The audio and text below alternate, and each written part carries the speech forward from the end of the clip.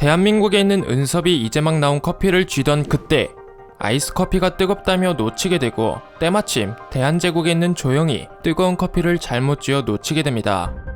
그 모습을 본 조영의 부하들은 조영이 칠칠 맞은 모습을 처음 보게 되어 이상하게 생각하게 되죠. 그리고 얼마 후 대나무 숲에서 수상한 것이 발견되었다는 무전을 듣게 됩니다. 바로 이곤이었죠. 그렇게 대한제국으로 돌아온 이곤은 어딘지는 모르지만 잘 다녀왔냐며 한 걸음에 찾아온 총리를 만나는 것뿐만 아니라 자신의 스승이었던 분의 장례식에 참석하는 것과 밀려있던 일들을 정리하기 시작하면서 대한민국에 언제 다녀왔냐는 듯이 일상생활을 하게 됩니다. 그러나 아무리 바빠도 태의를 잊을 수 없었고 오히려 계속 생각이 나서 그녀와 같이 갔던 도서관을 찾아가 그리움에 빠지게 되죠. 다음날 총리는 이곤의 측근인 부영군 마마를 찾아가게 됩니다. 그리고 다짜고짜 이곤이 사라질 때마다 부영군의 경호 등급이 올라갔다는 말을 시작으로 이곤 때문에 요직에 오르지도 못하고 자식들은 해외로 떠돌아야 하는 그런 삶이 괜찮냐고 얘기하게 되죠.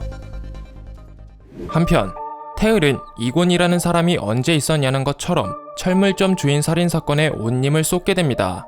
하지만 처음 만났을 때 들었던 다른 세계에서 온 사람이라는 말 때문인지 아니면 대한제국으로 돌아가기 전에 찾아왔을 때 자신 때문에 안 가고 있었다는 말 때문인지 계속해서 이곤이 신경 쓰이게 되죠. 그래서 이곤과 같이 갔던 도서관을 찾아가 평행세계에 관한 책을 읽게 되고 그가 정말 자신의 세계로 돌아가는지 알기 위해 대나무 숲으로 가는 CCTV를 확인하게 됩니다.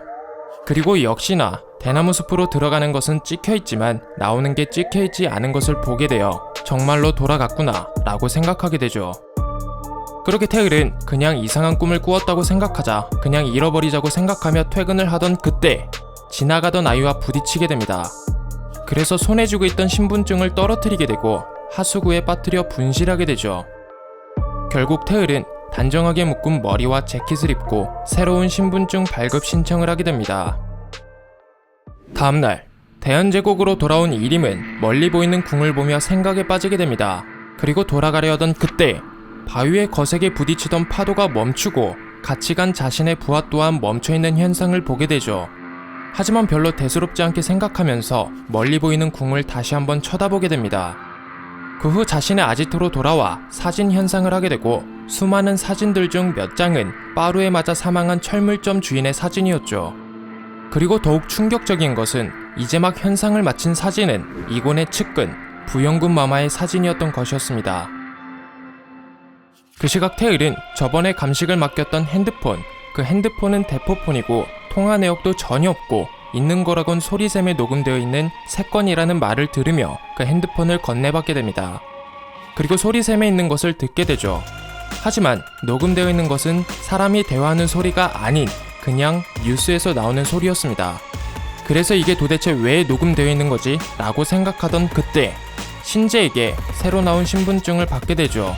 그런데 그 신분증을 보고 깜짝 놀라게 됩니다.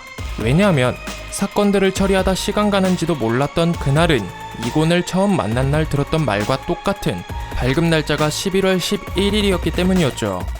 그뿐만 아니라 때마침 울리는 전화벨 소리에 전화를 받게 되고 오늘 늦냐 얼굴 보고 가려 한다는 이곤의 목소리를 듣게 됩니다.